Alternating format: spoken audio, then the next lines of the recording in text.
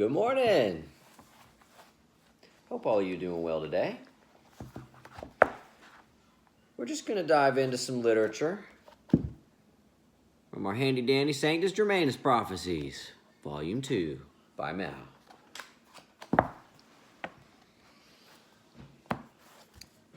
And this one that we're going to go into, I felt fitting because I've been saying it a lot. Learn discrimination.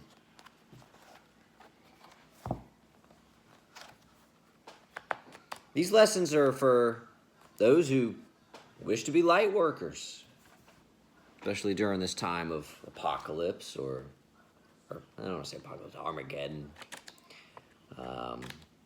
revealing of certain truths, separating of the wheat and tares, sheep and goats. Guys, we all have a guide, a spirit guide. Some call them a master. We all have one. A lot of times they reveal themselves to us in dreams. I've read that around May, sometimes there's a certain month that they'll choose to reveal themselves to you. They don't do it much. They'll use people. Sometimes they'll bring adepts, as they say, around to you to give you lessons. The Bible talks about how you could be entertaining angels in disguise. It's a similar concept. The masters don't spend a whole lot of one-on-one time with you. And they shouldn't. If you require much one-on-one time with your master, then you're probably not ready for the path. In fact, it's usually not looked at as a good thing. It's looked at as not a good thing if they have to reveal themselves to you more than maybe 1 or 2 times a year. Oh, all right. One moment, please. So keep that in mind on your journey. If you're working and you're trying to find who your guide is, just know that it's okay. It's normal for them not to appear in front of you blatantly, obviously, like that. So, all right, let's keep going. 5, learn discrimination.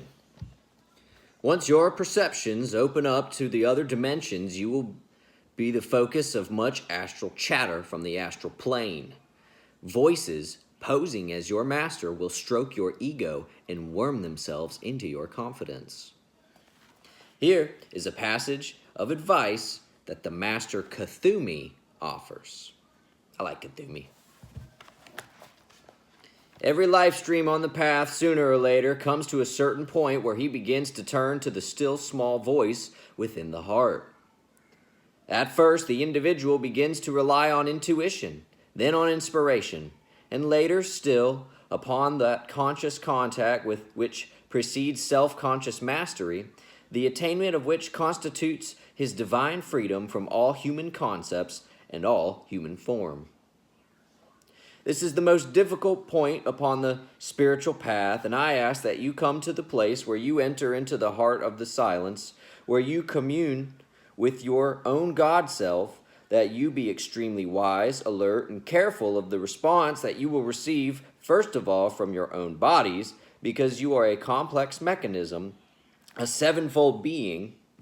Now, whereas the glory of your electronic body, your causal body, and your holy Christ self can never lead you astray, your lower bodies have voice, consciousness, and intelligence of their own, and these voices, this consciousness and this intelligence within them endeavor often to serve its own selfish ends through you. One of the chief requirements for spiritual mastery is discrimination. Call to me if you wish, to my beloved Lord Maitreya, or to the great Lord Buddha for that discrimination, wherein you may recognize the voice of the silence.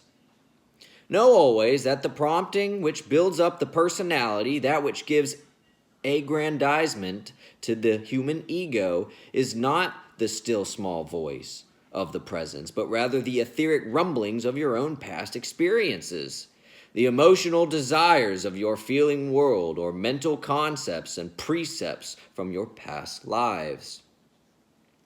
Remember, if you have sat in the past before, many teachers who have given forth both truth and fallacy and into your mental and emotional bodies and your etheric consciousness have built those concepts, some of them solidified and petrified and lying dormant within them for centuries as the flame begins to surge through you. These concepts are revivified and come forth, and you must recognize them for what they are, not necessarily of the voice of truth.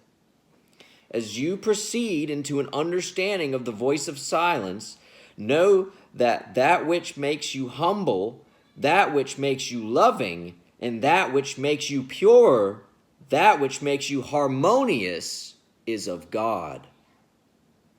The feelings that stir within your heart that desire to make of this star a planet of light, to relieve the burden of your fellow man, to raise those in pain and distress into understanding and harmony, that is of light. That which decreases the personality and increases the power of Christ, that is of God. We'll keep going a little more.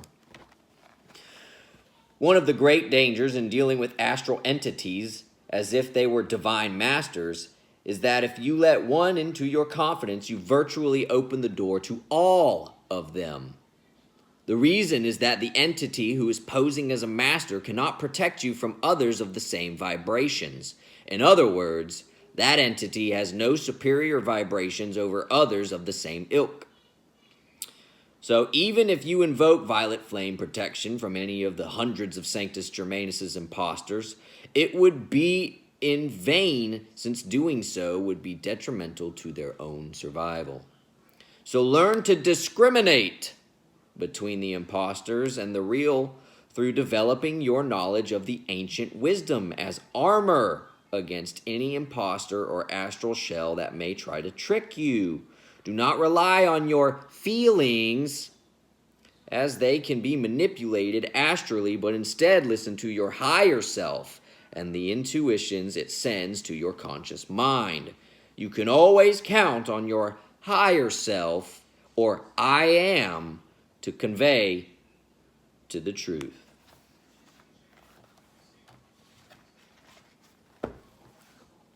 Pretty good word. It's a balance, guys. It's easy to get wrapped up and just feel. And I know I've said things like, you'll feel it. And indeed, you will feel it. But if you are not learning on a logical level, at the same time, a balance, right? You're not looking in, you're not questioning the things, using discernment or discrimination, you can easily be led astray by the astral elementals that I've already talked about. They're out there, as above, so below. For we don't wrestle with flesh and blood, but spirits and principalities of the air. That's a paraphrase. Bible also talks about keeping up with the armor of God.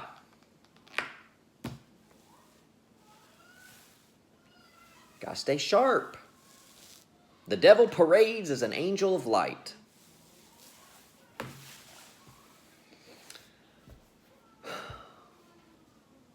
So that's why I recommend the books.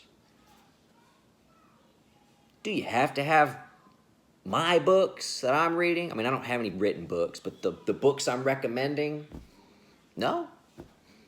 No, you don't. If it gets you to the same results and the fruit's there, certainly. Do it how you can. But if the fruits aren't there, if the results aren't there, right? If it waddles like a duck and quacks like a duck and looks like a duck, it ain't a chicken.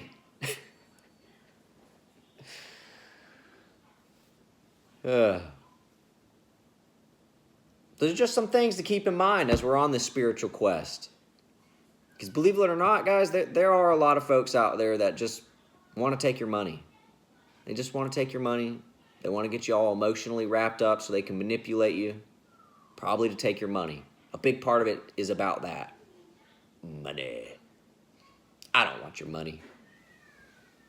I got plenty of it. And I don't mean that in a boastful way, because I'm not rich. God just gives me exactly what I need. And I'm content with that. And the trick is when you become like that, he gives you more. When you don't look around and you're like, well, so-and-so's got a new car. Why can't I have that? Well, so-and-so's got a new young wife. Why can't I have that? So-and-so's got a big handsome husband. Whatever the ailments, the things that people covet. When you begin to look in and be grateful and thankful for the things that you have, God blesses you with more. He's got to see that you're ready for it, so you don't squander it. I got a guy, I have his books. And the reason why I bought his books, one, was his messages were very encouraging to me, especially during the time of my awakening. The Kundalini was waking up, and it was, man, I was going through it. It was wild. And his messages started popping up on my phone, kind of randomly. I wasn't looking for these kind of answers. It was like God knew what I needed to hear. And they were very encouraging. And then I noticed something about his name, and a light bulb went off in my head. And I said, I think I know who this guy is at a soul level. I think I've met him before. I think he's a friend. So I bought his books. And I've read one of them. I bought 6 of them, but I haven't gotten into all of them. I read one of them, though. And he has one exercise in these books that are really good. And it's talking about just listing things that you are thankful for. Small things. And list as many as you can. I'm thankful for my hair. I'm thankful for my lips. I'm thankful for my eyes. I'm thankful for my hands. You know, just little things like that. And as you can list more and more, you can move on to bigger things, bigger concepts.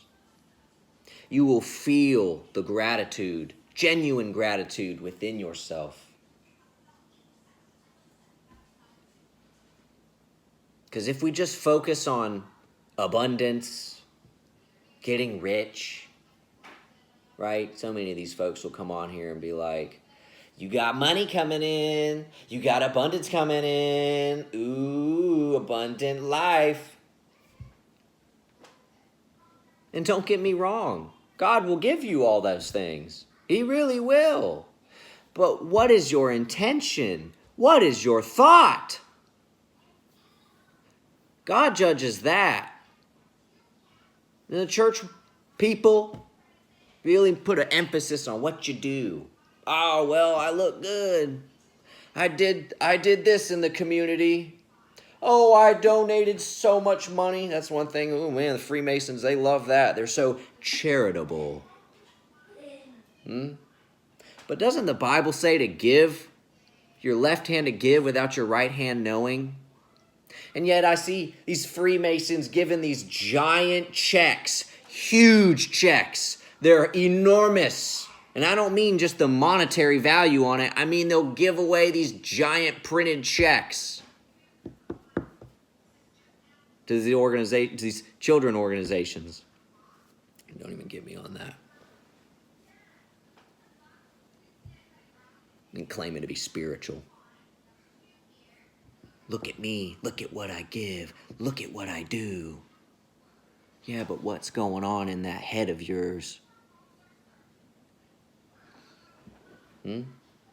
When you lose small mind, you free your life. I love System of a Down.